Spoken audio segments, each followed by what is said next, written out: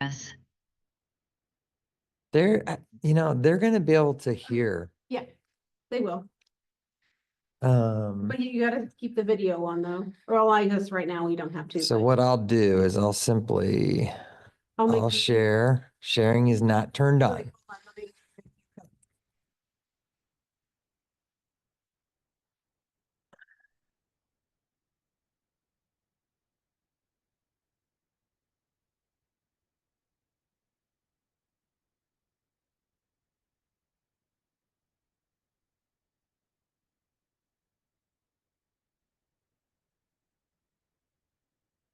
Wow, it's trippy.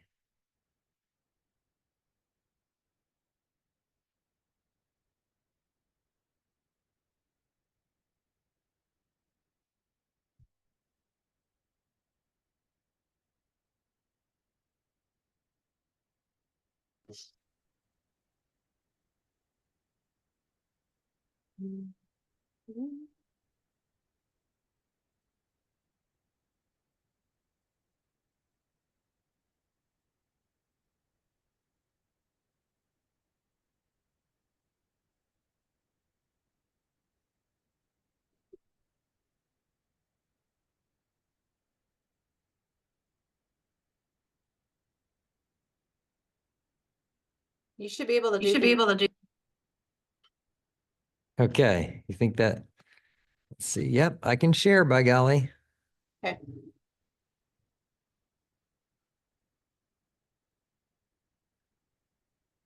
Hi.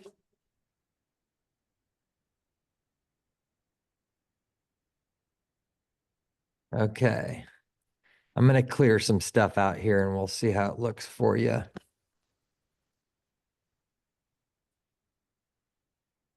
You should be able to see on the TV behind you what is going on or what's being sent out. Oh, yeah, sure enough. Okay, by golly, I think this will work. Okay.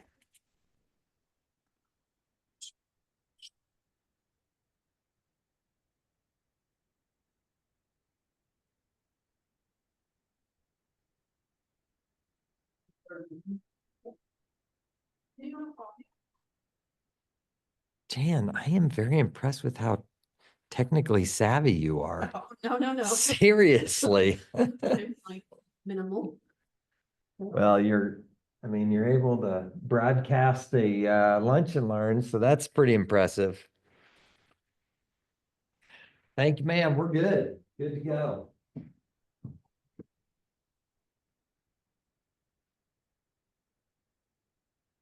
Yes, sir.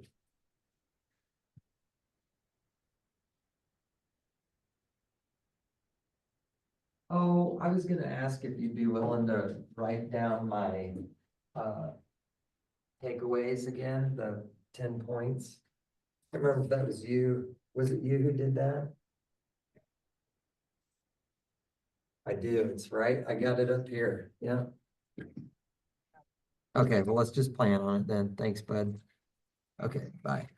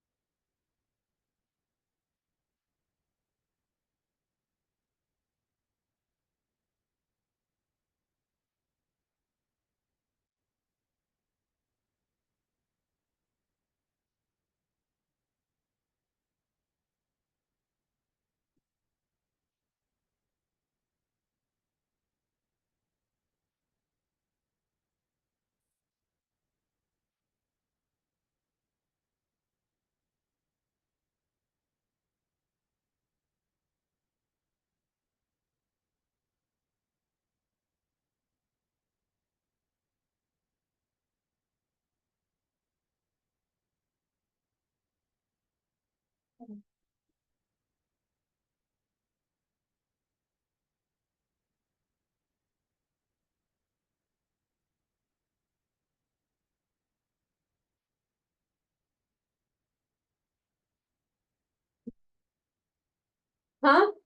Right, reading this. So this person may lose access to it on 28th. And the first time we logged into it,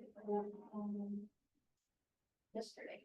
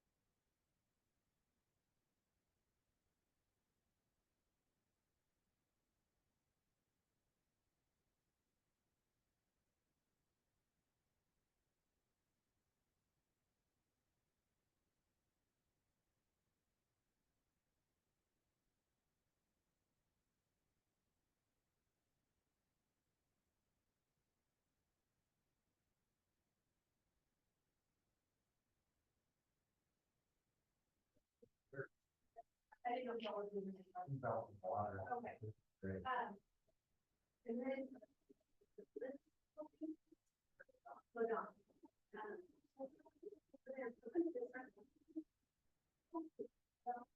I'm not. Yeah.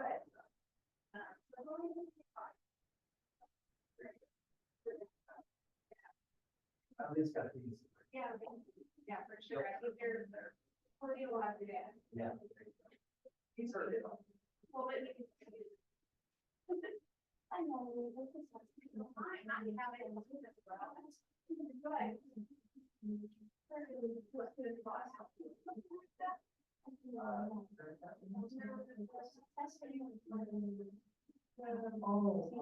Transitions, not think so. Or so you let's We have to go back and look and say,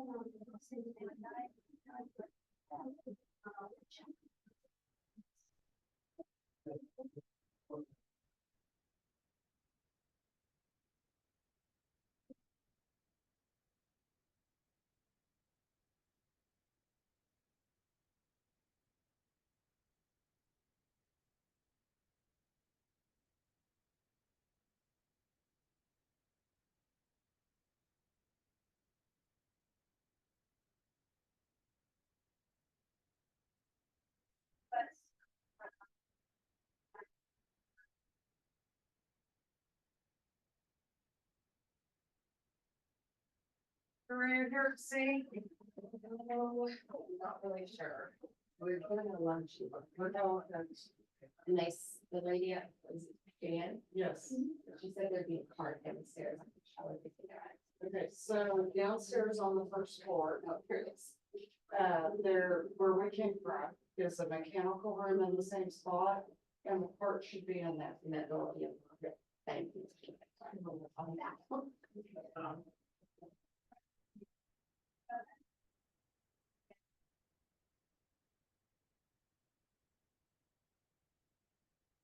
Yeah. You don't let it make its way over.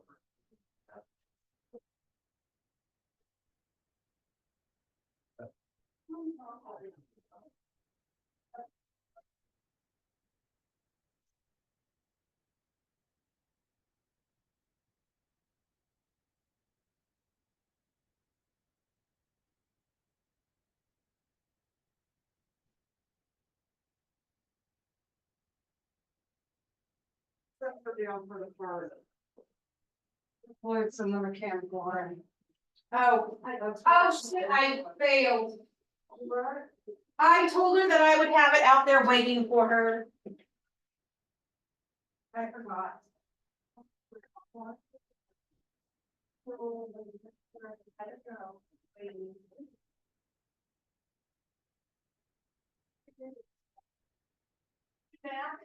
Yes, she just walked by and goes, that way, oh, okay.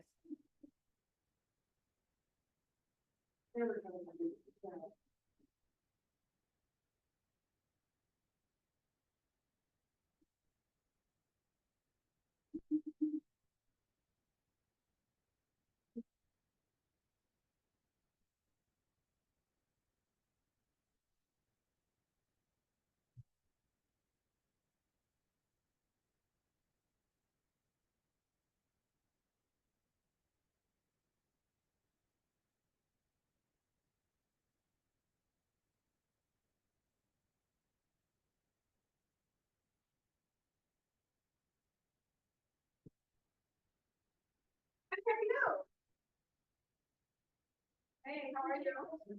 Good.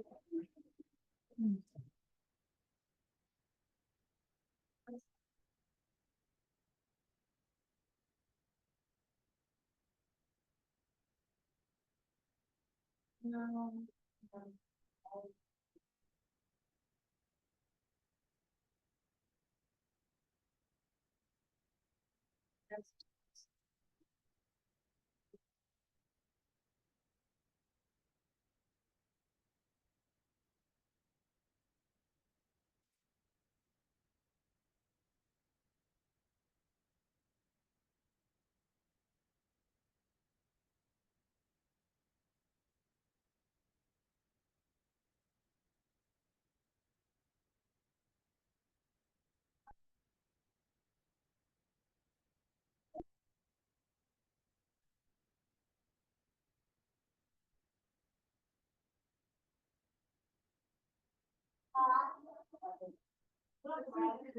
This is actually mine. It's, and it was in the back. This is mine.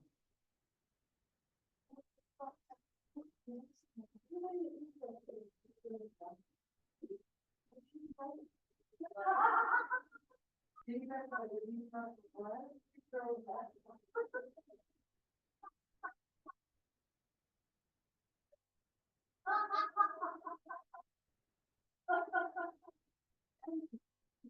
So I'm a pretty sweet funny person, so when I hope that I gotta leave with my kids like that. Oh my God, no. I just wish you. Oh, it's not.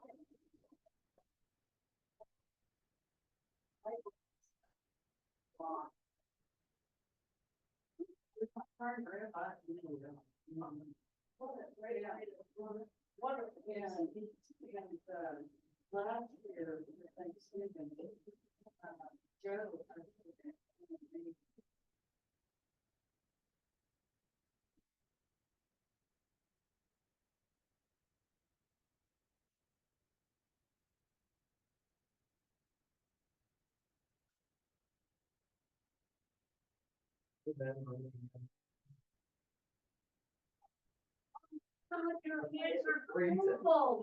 So you did a little real estate back in the day at Remax. Yes, yes. This is right here, Chick-fil-A, yes, Yeah. exactly, yeah.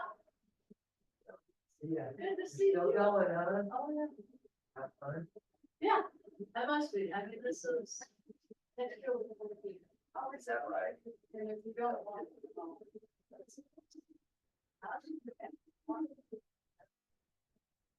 It's been a good change over here. Yeah, I like it. You guys got a great setup.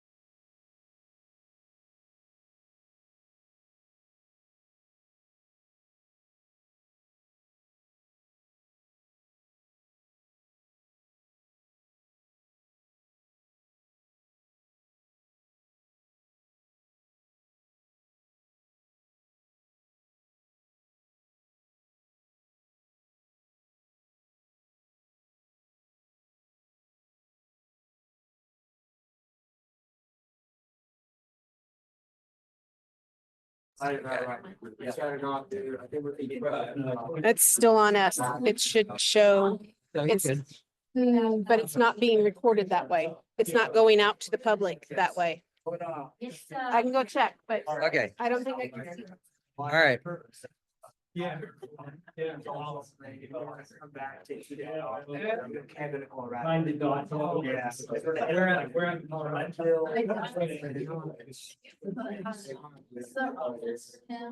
We went to breakfast. For that.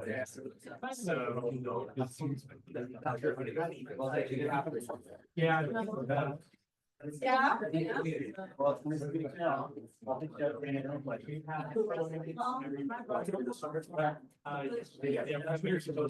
Yeah.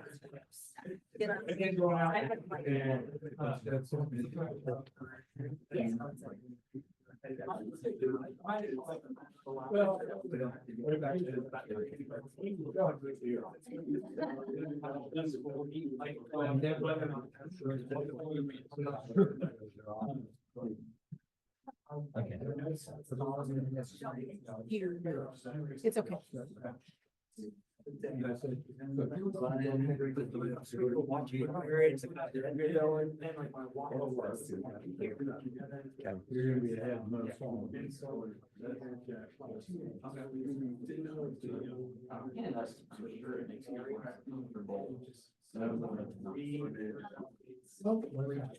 Oh. And that was.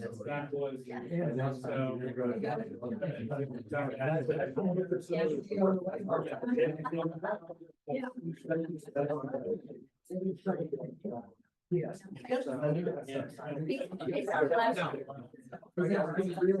I did, prior,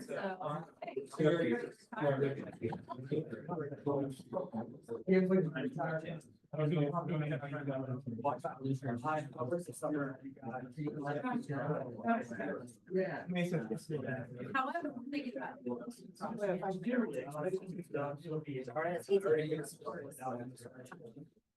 Basically.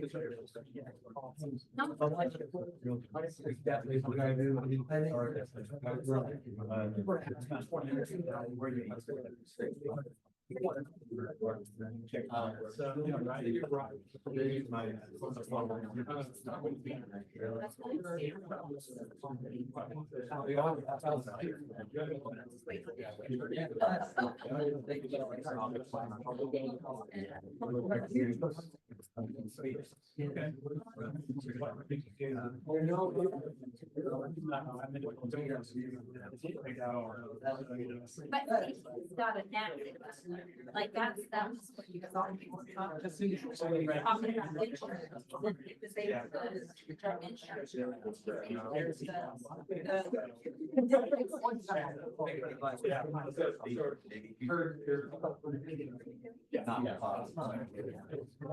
And he did a lot of good information.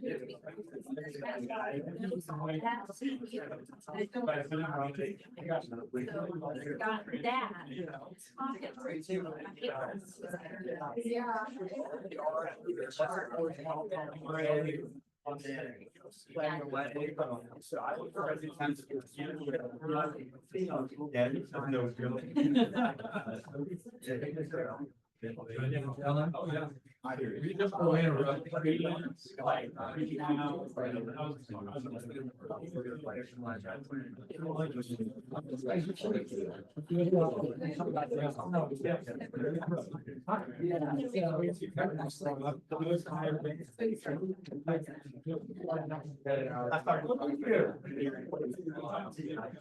Okay, yeah.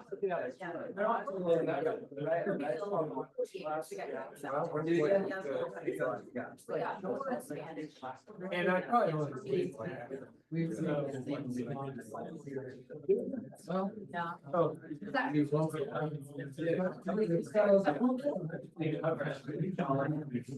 Yes, yeah. How would we describe this?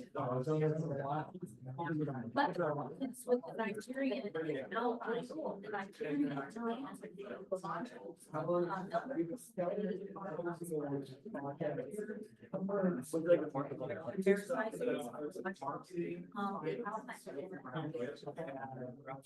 During the rainy season.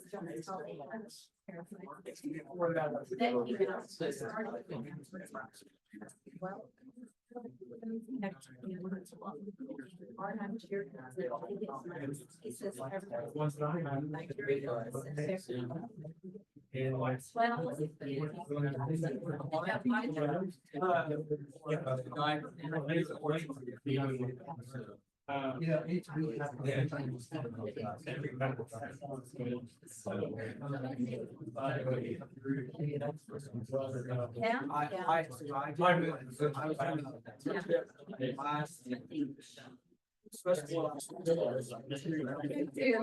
Okay. I'm good.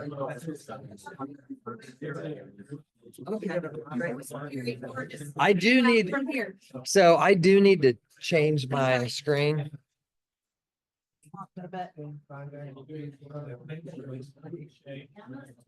Okay. Okay, we'll just do that about there and then. And, but can't they see me if I stand right here? I Yes. think anybody on Zoom, Yes. but speak loud towards there. Yes. Okay. All right. Good. Ready? I can just flip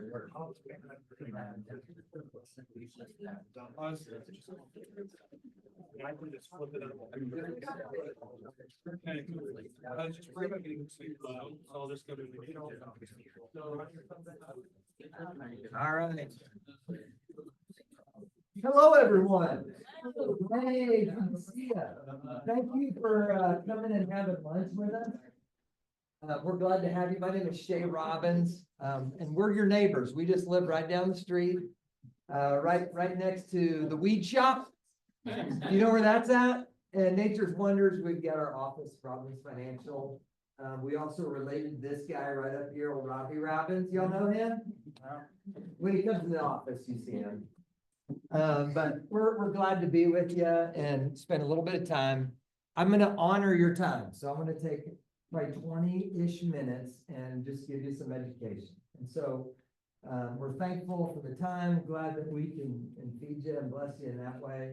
But our goal is just like you guys, we're out shaking hands and kissing babies and getting to know people and building relationships.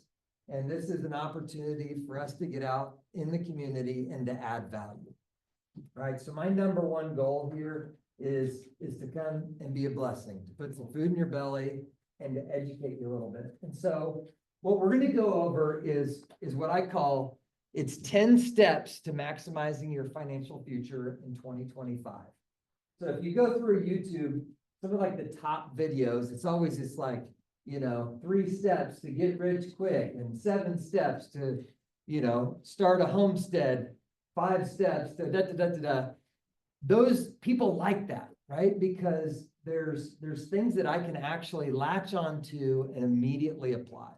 And so my goal here is to give you 10 nuggets to walk away with. Some of them are very simple, and I'd be willing to bet that some of them you probably never thought of. And so wherever you're at in kind of your financial journey, I think that there's going to be some things that will be valuable for you. So the first thing I want to show you is what we call the buckets. And we use these buckets to help educate people on how to build a healthy financial situation for your household. And so on these buckets, there's 3 components. You got the short-term, mid-term, and long-term buckets. And so my first point is to understand the 3 buckets and to grow them strategically. So what happens a lot of times when we sit down with households is we'll walk through this education, we'll gather their information, kind of see where they sit as a family. And many times there will be one bucket that is neglected over the others. And you'll see as I walk through the pieces of this, that actually each bucket is essential into running a healthy household. And so a lot of times, depending on how we were raised, what money was like when you were young and growing up, you'll lean one way or another and maybe leave some other pieces of your financial well-being in neglect. And so we want to take a holistic, healthy approach to growing these three buckets together. So again, step one is understand the three buckets and grow them strategically. And the second thing I'll say is that dollars are like soldiers. So Mike was a soldier and a police officer down in San Diego, and you're going to know that this is true. If dollars are like soldiers, if they don't have a job or responsibility, they will wander off, never to be seen from again, right? And so we want to give them a role and a responsibility within our household, okay? Of these three buckets, we don't have a preference. We don't lean towards one or the other. They all have a specific role. So bucket number one is the short-term bucket. The short-term bucket is money that we live off of. It's money that we'll need in the next year or two. And it's liquid money that we can easily grab and use for everyday life. So you can see at the top of this illustration, there's a dollar sign, which represents your income. And so your income that flows into the short-term bucket is going to be taxed on the way in. So we put 25% up there. You may be above or below that tax bracket, but that represents Uncle Sam getting his cut. And then this money flows down into the short-term bucket. In that bucket, we've got our savings, our checking, there's money markets and even CDs that last about a year. And what's interesting is that currently, you guys know this very well, we're in a high interest rate environment. So when it comes to borrowing money for a house, money currently is expensive. Well, one of the advantages of a high interest rate environment is that money markets and CDs can earn 4 to 5%. So that money is actually accruing. Well, most of my adult life, these accounts have earned zero. So what happens is as we have the cost of living going up every year through inflation, if we have too much money that's sitting in our short-term bucket, what happens is the dollars that are piled up in there, they're losing purchasing power every year. So you might have the same amount of dollars in your savings account, but their capacity to go out and purchase a house is diminished because of inflation. Y'all tracking with me? So we like this because it's easy to grab. The money's not fluctuating with the market, but we don't want too much money to sit in there and accumulate. The second bucket is the midterm bucket. The midterm bucket is money that we need in the next 2 to 7 years. So this might be money, and speaking in the language of a realtor, this is money that maybe you're saving up for the down payment on a new house, or perhaps you want to go out and get a VRBO, a nightly rental. You want to save money up for that down payment so that you can go out and purchase that property. Your midterm bucket is a great place to do that. The reason we like it is because there's specific tax advantages that happen in our midterm bucket. So this is my third point for you is understand tax benefits when you're investing. So typically we have a sour taste in our mouth when it comes to taxes, right? But the tax code was actually built originally to drive certain economic activities.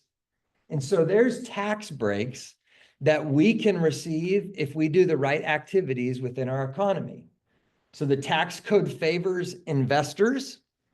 It favors real estate investors. It favors business owners. It favors 1099 employees. And the reason that the tax code favors those things, those various categories, is because the government wants to stimulate economic growth through them. So we need to be wise and know what tax code advantages can I expose myself to maximize my dollar. In the midterm bucket, our money is taxed on the way in, and we're going to invest this in the market. So you can use mutual funds, stocks, bonds, cryptocurrency. This money is going to grow in the market. There's going to be some volatility. But if the market does what it's always done for the last 150 years, it's going to go up and to the right, and it's going to outperform anything over here, even in a high interest rate environment, okay? So as an example, the S&P 500 over the last 30 years has done double-digit growth. In the last 2 years, if you had money in the market, the S&P 500 is up 50%. So if you had $150,000, you now would, or $100,000, you would now have $150,000. That's not normal. That's a pretty good stretch, but that just goes to show you that money here is advantageous and it serves a purpose. Now, in addition to that, any money that we have invested for over 1 year in the midterm, we get a tax break on that, where we go from being charged our ordinary income tax rate to an advantage of long-term capital gains. So if you're paying 25% on your ordinary income tax, your investments sit in your midterm bucket for over a year. You take those out to go purchase that real estate property. The gains that you made in the market will be taxed at a lower rate, around 10 to 15%, depending on what tax bracket you're in. So there's great advantages here. And another piece that's nice is you can shift this money up or down. You can be as conservative as you want, or you can be as aggressive as you want. But these midterm dollars are important to use. Got it? Okay, move into our long-term bucket. So long-term bucket, we say it's 7+ years, but for all intents and purposes, this is retirement money. And what's really important about this is that, again, the government wants to encourage you to invest in your retirement. And so there's significant tax advantages that have been built in to encourage you to do just that. And there's really 2 avenues that we can go down in the long-term bucket.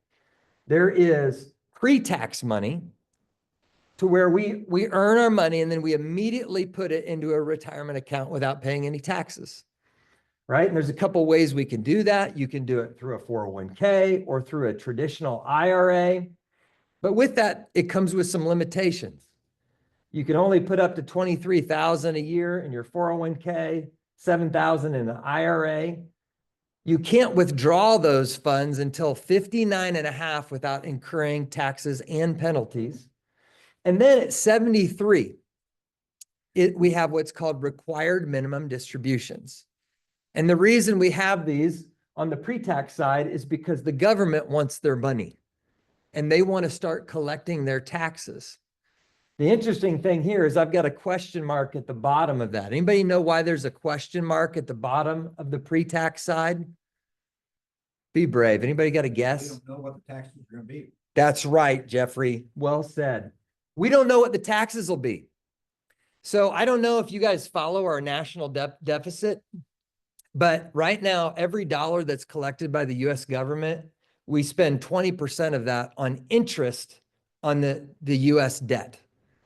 Now, you know that as that continues to climb, that system's going to eventually break. And that leaves the government with limited options. One, tariffs. That's right. We all love tariffs.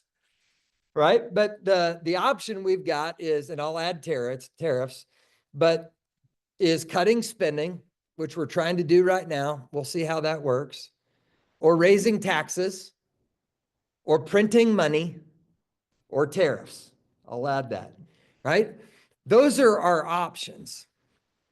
And what we want to do is we want to protect ourselves against tax code changing every 2 to 4 years. So we don't know what the tax code will be in the future. But just as a show of hands, would you say that the current tax environment we're in is either low on average with US history or high? Who would vote for, I think taxes are low right now? Any guesses? Okay. What about, there's one. All right. What about just the Lone Ranger? You're going to look like a dummy or a genius, one of the two. All right. Who thinks they're on par, on average? Robbie Robbins. Okay, Mike. All right. What about who thinks that they're high right now? Okay. All right. So most people, when we ask that question, they'll say they're high. Believe it or not, taxes are low right now. And Justice is the only one that got it right. Well played, young man. So here's what's interesting. So Ronald Reagan, before he was president, he was an actor. And Ronald Reagan said that he would only do 2 movies a year because when he did his 3rd movie, it would bump him up into the 90th percentile in income taxes, right? That sounds crazy.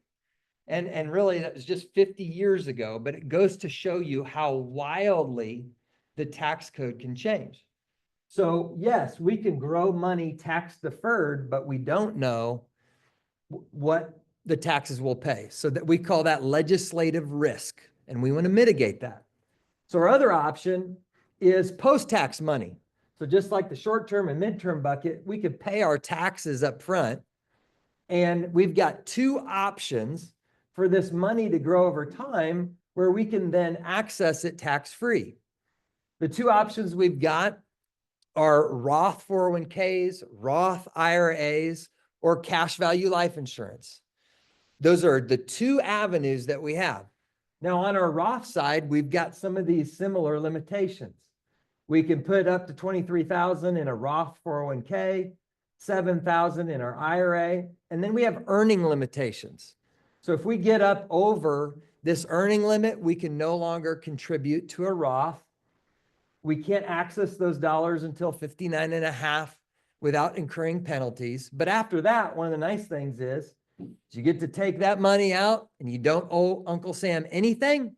And there's no required minimum distribution because the government already got their money. They don't care when you take it out.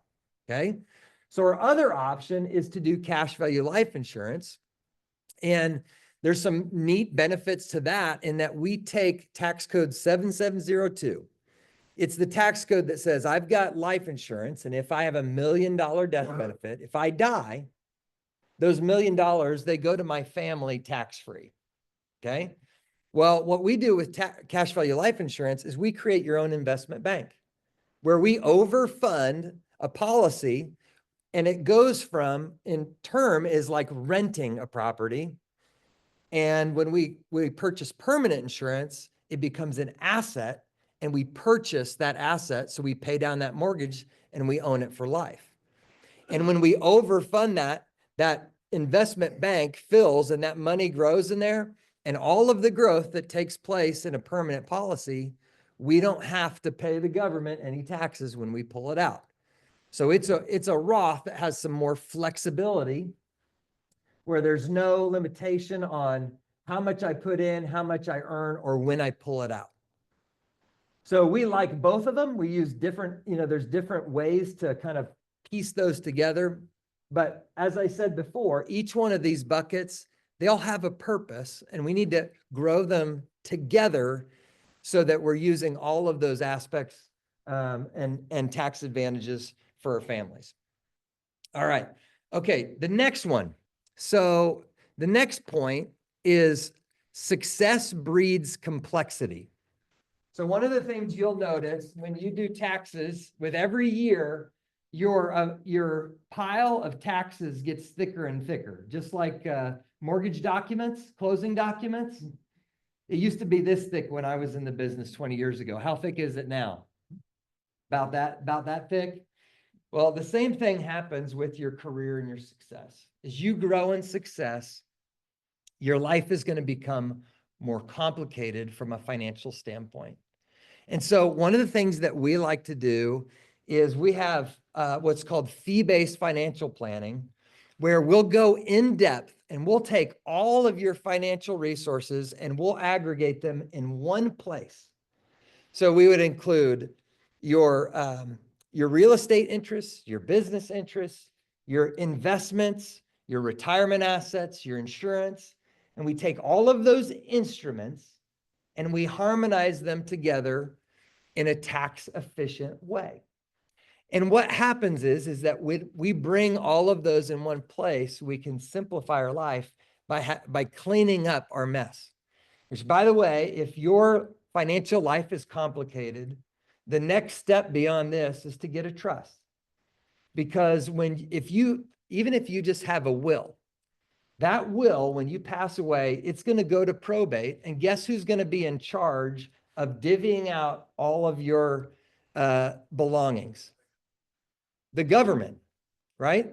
It's going to be a judge of a court that's going to take your sheet of paper, and then anything that's gray or fuzzy, they're the ones that's going to make that decision. And so I highly recommend investing in a plan, but then investing in a trust, so that it's literally like taking the keys of your house and handing them over to your kids or beneficiaries or charities or whoever you want it to go to. But a big piece of reducing your complexity is bringing everything in one place so that you have clarity as a plan.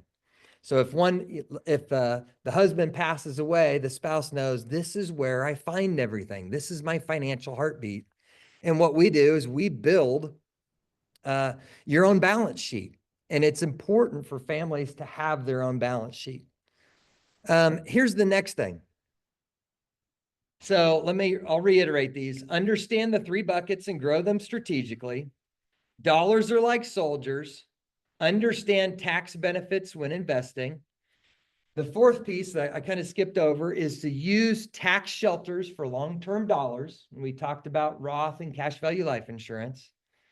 Success breeds complexity. And then finally, number 6, a plan gives clarity. So a lot of people, like Dad, for example, is in a season where he's considering retirement, right? And we all reach that point. What does my retirement look like? How does Social Security work? How much is my cost of living going to be in 5, 10, 15, 20 years? How far does my nest egg go for my family?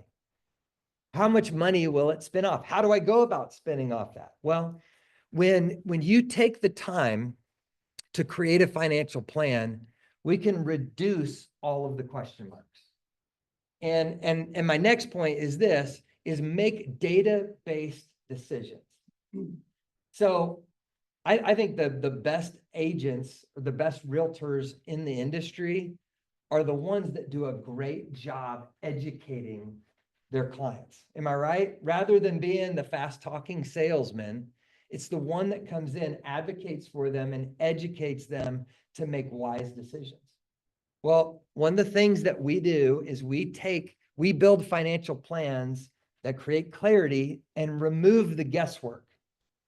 And when we remove guesswork, we replace it with clarity. The anxiety around your financial future can evaporate because we have a clear plan and we know how far these dollars will go for our family. And so as an example, when we build a plan, we'll collect all of your information. And one of the things that's hard for people when it comes to finances, because finances are very personal, right? That's intimate space, is that we won't be terribly honest with ourselves, right? And the problem is, like, we don't really want to know exactly where I'm at or where that means, because there's some fear associated with it, right? But imagine if you tried to climb Mount Everest and you didn't know where your starting point was. Like, if you didn't have an accurate picture of where am I at on the map, you'd have a horrible time ever finding the path that winds its way up to the summit of Mount Everest. And so step 1, when you establish that balance sheet, it forces you to be honest with your current reality. And I have a friend told me this years ago. He's a self-made billionaire oil man from Midland, Texas. He said, reality is an acquired taste. And so when you hit the pause button, you collect all this information, you lay it out with clarity, and you firmly establish, this is where I'm actually at. This is effectively my here. And then you firmly establish you're there. Here's my goals. Here's what's important to us. When those two are firmly established, guess what? The path from here to there is much easier to find. And so when we make data-based decisions, what we can do is we know our current reality, our current situation, and we know where we're going. Then we can run different scenarios and do math. What does the data tell us? What does the data direct us to do to achieve our highest outcome? And so this is called a Monte Carlo analysis. So we'll take a scenario, and a Monte Carlo runs 1,000 market simulations of your current situation. And right here, you can see their current situation based on their goals is 62% likelihood of achieving their goals. It's in the red. We're not happy with that. So what we did in this scenario is we ran several different scenarios and we gave them clarity, and we found a scenario where they moved from being 62% likely to 92% likely of achieving their goals. And it's all based off of data. Now, sometimes it says, you know what, you need to work 3 years longer. Sometimes it says you need to get a part-time job. Sometimes it says you need to hire, you need to be saving more every month. But the data, again, drives our decision-making. Are y'all tracking with me? I'm getting all fired up about this stuff right now. It's good. All right. All right, here's the next one. We call this bulletproofing your plan. Right? So if you have a plan, what is it? I think it was Marvin Hagler. Everybody's got a plan until they get punched in the face. Maybe it's a Mike Tyson quote. I don't know what it is. But the idea is that we take our plan and we want to bulletproof it. What happens if the real estate market goes through another great recession? Is my family prepared for that? Do we have enough midterm dollars sitting there to create a cushion if we do have a market downturn? What happens if I have a disability or if my spouse passes away? What happens if my daughter, all 5 of my daughters want to get married and it's going to cost me 20 grand a pop at a minimum, right? How do we bulletproof this plan based off of our goals? And ultimately, what's so fun, again, from a database decision-making process, we can simply toggle these off and on, and it'll show us how it impacts our bottom line over the long term. What do these moves actually mean? And how do I protect our family based off of the goals that we've got? Okay. The next is accountability ensures success. So, one of the things I know that you're painfully familiar with is for sale by owners, right? You see the sign out in the yard, and from being in the business for years, they're playing with fire, right? On what the contract looks like, how the interaction goes, the negotiations, what dollar price they actually get out of their property. All of those pieces of the puzzle are in play. And the reason that you guys earn your value is by coaching them through the process. And I would say the same of your financial future. Accountability ensures success. So as your situation gets more complex, rather than doing your taxes on your own, you go out and you get a CPA. Rather than going to LegalZoom and doing your own will, you save up the money and you go down the street and you have a trust built by attorneys. And similarly with the financial plan, we can bring the value to help ensure that, number one, you got a great plan, but number two, you got somebody that's run alongside you to maximize your situation and do the things that you want to do. So, and here's the last thing I want to say is number 10 is a plan isn't complete until it's holistic. Okay. So I'm going to give you a couple of ideas of what I mean by that. So here is a view. This is simply expenses. And you can see right down here for this sample client, right down here is their retirement. The blue is their expenses. And you can see how their expenses grow. There was a pop here with college. Then when they retired, expenses dropped down. But look at the expenses. They continue to grow. Well, the blue is their living expenses. The orange is some of their other goals and things they're saving for. But the purple is their taxes. Okay? And you can see how much money it takes to live over the years. This is simply cost of living adjustment every single year, the amount of money that they want to have or to live the same lifestyle. This is what it's going to take. Well, you also see, look at the tax burden on them throughout retirement. Well, when we build plans, I have plans that literally in retirement, there's no purple. You can take the standard deduction of $29,000 a year. You can take charitable giving. You can pull on your social security at the right pace. Then you pull off your Roth and your cash value life insurance. And guess what? You're not paying the government any taxes. But you need a coach to build the plan and to run the play with you so that you can cash in on it throughout your retirement. Another example, this is an amazing example. So I was working with a guy the other day. He's got some midterm investments. So he owns some stocks. He's owned them for a long time. And his cost basis is 50% of the value. So he bought the Amazons and the Apples and the big tech, and they've grown a lot. Well, if he goes to take that out, he's going to have to pay capital gains off that. Well, he also happens to be a very charitable person. Okay. So he's given about $20,000 a year to church and charities and things of that nature. And I said, hold on, time out. We can form a charitable giving account, a donor advice fund. And instead of giving cash, we'll stop giving cash and we'll move appreciated assets. So we'll take $20,000 of appreciated assets, that stock, and you move it over into your donor advice fund and we'll give out of that. So guess what? He gets the $20,000 write-off, but he's only put $10,000 worth of cash in there. The $20,000 worth of cash that he would normally give, we're going to infuse that back into his investment account. He's going to raise his cost basis so that he owes less tax on those stocks. And essentially, he's going to get a greater, pay less money on capital gains. He's going to have $10,000 more cash added to his bottom line by simply donating appreciated stock instead of donating cash.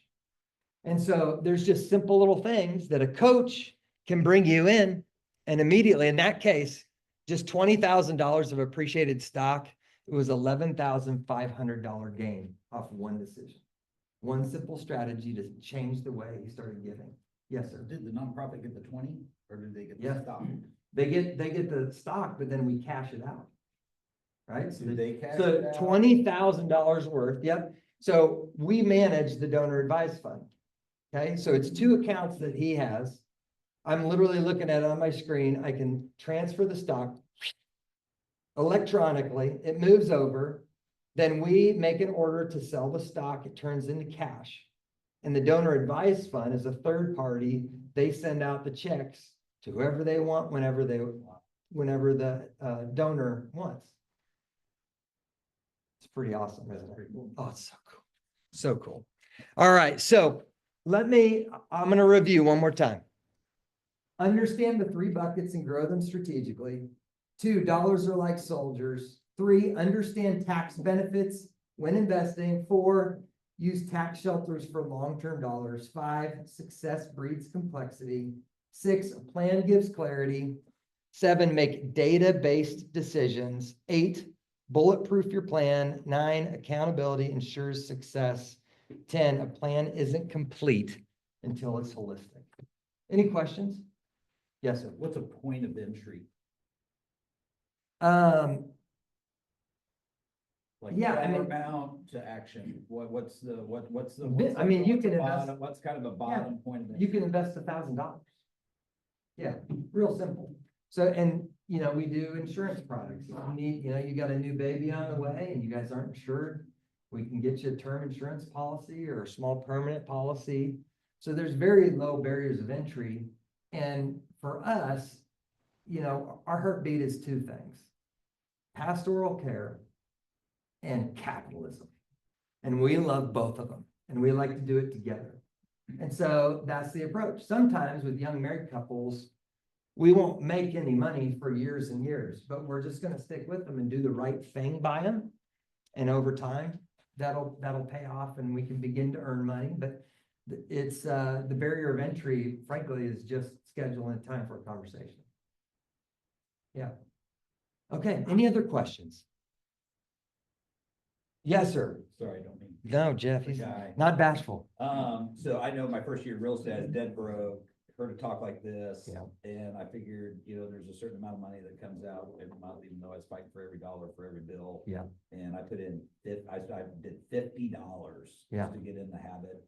And then I think I bumped it up to 75 after like my third year real estate, and then I think Mhm. doubled it from there, so that's a big 140. Yeah, But it came to a time where I had to invest, we did a nightly rental. And by that time, doing that over the course of about, I think it's 10 years at that time, I had 18 grand yeah, in there. And just by doing that little, so I was able to leverage that. Now, of course, joined you guys and doing what you're doing, and we're doing, quite a bit more than that, because we're started off late in life. yeah. And so projected to have some of these projection stuff, but still, anyway, appreciate what you do. Yeah, you bet. Thanks for saying that. Yes, sir. I'll make a comment, obviously, we're related, you're gonna take care of me. 5-year-old, so Yeah. I'm not really worried about this. Yeah. But, But what I will tell everyone is, my wife and I had money invested with an investment company for several years, hardly made anything. Got together with Blake, and we put that money in a product that would build over a 3-year period, and then because we were so close to getting someday to retire, that we could start pulling money out. And anyway, that was not a huge amount of money, but we went from not making anything to, we've made over $50,000 in about a year. Wow. From 0 to 50,000. So who you're investing with makes a difference, Yeah, it matters. because that person sounded real smart too. They weren't. But anyway, just FYI. Appreciate you saying that, Dad. Everybody should bring their dad to their presentations, right? Yeah. What's up, What advice Justin? do you have, being in real estate kind of fluctuates Yeah. quite a bit. I mean, obviously we want things to be steady. What's Yeah. your advice for whenever we're having fluctuation in our income? Are you looking for us to be consistent as possible investing, or what's your advice there? Yeah. So here's one thing. I understand your role. So I was a realtor at Remax 20 years ago. So I understand that. I understand it from watching my dad over the years. And I'm also a commission guy in a different world. So I totally get it. And frankly, we work with a lot of real estate agents. And it is an industry that in large part does not do well when they show up to retirement. And the problem is like, you're always, and I get this, like, how much do I reinvest back into my business? And you're always waiting for the next deal or for next year to grow. And the reality is that there's great wisdom in like simple disciplines, right? So even if it doesn't feel like a lot, to have simple disciplines where this is happening on a monthly basis, but then, and frankly, following your buckets and making sure that I'm moving money strategically, even if it's not a lot, into those 3 buckets so that they're growing together. And another thing I would tell you is a lot of real estate agents say, my retirement is going to be in real estate. And we love real estate. In fact, both my brother and I have invested in real estate. There's phenomenal tax advantages. And so that's a big part of what we do when we manage clients' assets, is advise in that arena. But again, for those of you who are old enough to live through 2009, 2010, you realize like the economy is delicate, and we never know what the market will always surprise you. And so having money that is diversified in different ways is very wise. So I think those little disciplines, and then when you have your windfalls, you might just have a number. Like there's a certain percentage that goes to taxes. There's a certain percentage that goes towards fun and enjoying life. And there's a certain percentage that goes towards my buckets and being disciplined in that. That's a great question.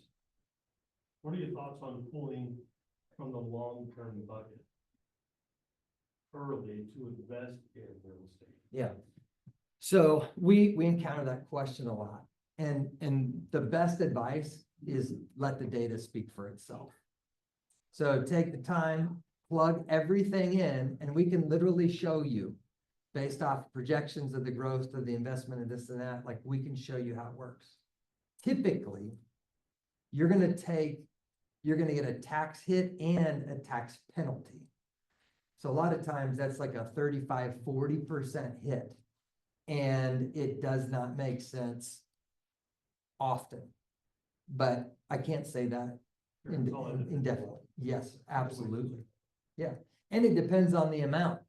So Roth, for example, you can take your cost basis, like what you paid into a Roth, you can take that out with no penalties, no tax. So sometimes it does make sense to pull a portion, and the Roth would be the vehicle to do it from.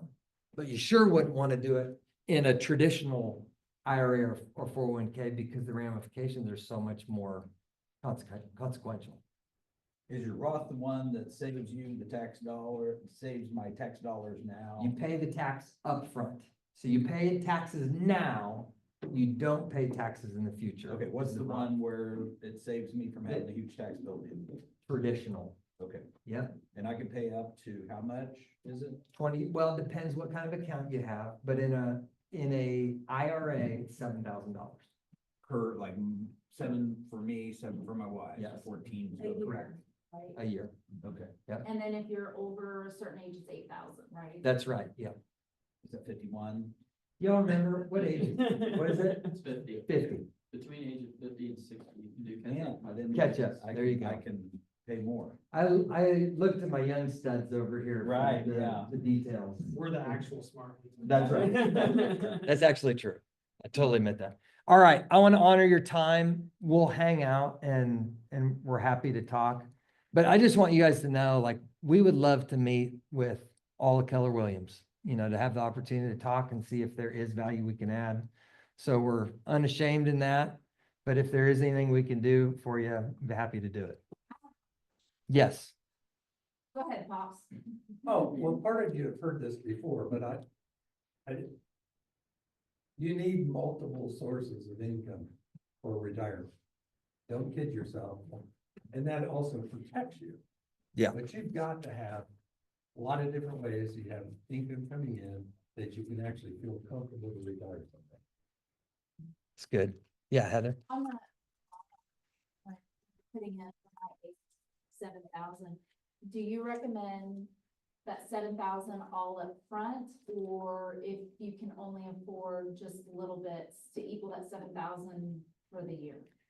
Is there a benefit for all up front? or- It's totally up to you. I mean, there is some risk when you do a lump sum payment where the market's at. We like dollar cost averaging over time because it always averages higher than just trying to time the market and dump it in. But sometimes your income, it doesn't work out for you to do it that way. So it's totally flexible. Some people do 583 a month year round. It's just a discipline. Others, David likes to design plans where he'll do $700 a month and then November and December are zero so that you have extra money for the holidays, which I think is really smart. And then some people will do an end of year contribution. Like the whole 7,000 Yes. or whatever, okay. Yeah, that's right. Yep. Okay. All right, we'll leave it there. Bless you guys. Thanks for being here. Grab an extra slice on your way out. Thank you. You betcha.